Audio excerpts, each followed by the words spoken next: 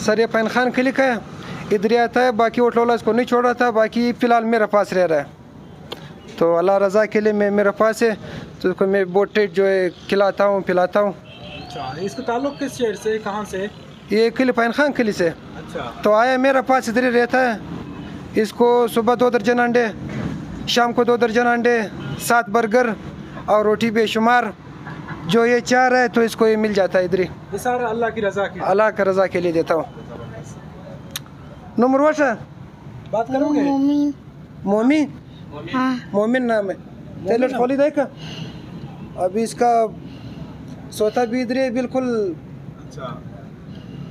तो बोटेड खाता पीता है, जवान बंदा है।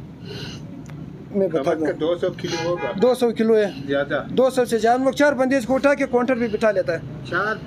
4 बंदे उठा के काउंटर पे बिठा लेता है, काउंटर पे भी बिठाता है। इसको बहुत शौक है। अच्छा, ये होता इसी होटल में बेटा? होता इसी होटल में। अच्छा। बाकी सब होटलों के पास गया, उसने भगाया, फिर मुझे रास्ते में मिल गया, मैंने अल्लाह इसको काउंटर पे बिठा दिया, बस अभी मेरे पास है।